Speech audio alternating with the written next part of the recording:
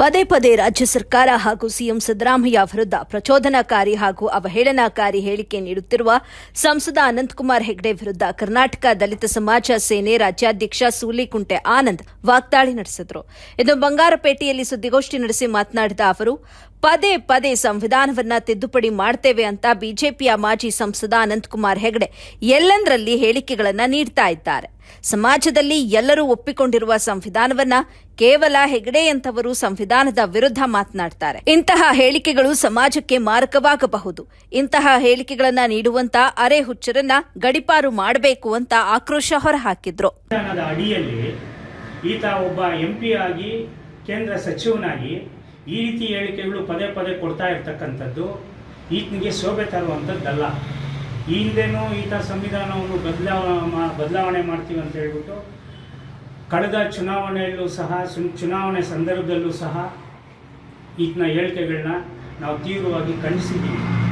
ಇದು ಏನಾಗಿದೆ, ಇಂಥ ಒಂದು ಅವಿವೇಕಿ ಮುಟ್ಟಾಳರಿಂದಾನೇ ಇವತ್ತಿನ ದಿನ ಸಂವಿಧಾನ ಅಂದರೆ ಬಾಬಾ ಸಾಹೇಬ್ ಅಂಬೇಡ್ಕರ್ ಅಂದರೆ ಕೇವಲ SC STಗಳಿಗೆ ಮಾತ್ರ ಅಂತಕ್ಕಂಥದ್ದು ಇಂಥ ಮುಟ್ಟಾಳರಿಂದಾನೇ ಬಿಂಬಿತವಾಗ್ತಾ ಇರ್ತಕ್ಕಂಥದ್ದು. ಅದಕ್ಕಾಗಿ ಇಂಥ ಮುಟ್ಟಾಳರನ್ನ ಈ ದೇಶದಿಂದಾನೇ ಗಡೀಪಾರು ಮಾಡಬೇಕು. ಈ ದೇಶದಲ್ಲಿ ಬದುಕಲಿಕ್ಕೆ ಅನ್ಯಾಯಕ್ಕಿಂತ ವ್ಯಕ್ತಿಗಳು ಇವತ್ತು ಈ ದೇಶದ ಸಂವಿಧಾನ ಬಾಬಾ ಸಾಹೇಬ್ ಅಂಬೇಡ್ಕರ್ ಅವರು ಒಬ್ಬ SC ಜನಾಂಗಕ್ಕೆ ಸೇರಿದ್ದಾರೆ, ಅವರು ಬರೆದಿದ್ದಾರೆ ಅಂತಕ್ಕಂಥ ಒಂದು ಮನಸ್ಥಿತಿ ಅನಂತಕುಮಾರ್ ಹೆಗಡೆ ಅಂತ ಅವರು ಸುಮಾರು ಜನ ಕೋಟ್ಯಾಂತರ ಜನ ಇದ್ದಾರೆ. ಅವರ ರೂಪನೇ ಈ ಅನಂತಕುಮಾರ್ ಹೆಗಡೆ. ಇಂಥ ಅನಂತಕುಮಾರ್ ಹೆಗಡೆಗಳು ಕೋಟ್ಯಾಂತರ ಜನ ಹುಟ್ಟಿ ಬಂದರೂ ಸಹ ಸಂವಿಧಾನವನ್ನು ಮುಟ್ಲಿಕ್ಕೆ ಸಾಧ್ಯನೇ ಇಲ್ಲ. ಯಾಕಂದರೆ ಈ ಸಂವಿಧಾನ ಅಂದರೆ ಯಾವುದೋ ಒಂದು ಧರ್ಮಕ್ಕೆ ಒಂದು ಸಮುದಾಯಕ್ಕೆ ಸೇರಿರ್ತಕ್ಕಂಥದ್ದಲ್ಲ. ಒಬ್ಬ ಮನುಷ್ಯ ಹುಟ್ಟಿನಾಗಿಂದ ಹಿಡಿದು ಸಾಯೋವರೆಗೂ ಸಂವಿಧಾನ ಇದ್ರೇ ಬದುಕಲಿಕ್ಕೆ ಸಾಧ್ಯ. ಇವ್ರು ನೋಡಿ, ಇವ್ರ ಮನಸ್ಥಿತಿ ನೋಡಿ, ಯಾವುದೋ ಒಬ್ಬ ಮೇಲ್ವರ್ಗದವನು ಏನಾದರೂ ಸಂವಿಧಾನ ಬರೆದಿದ್ರೆ ಇವರು ಒಪ್ಕೊತಾ ಇದ್ರು.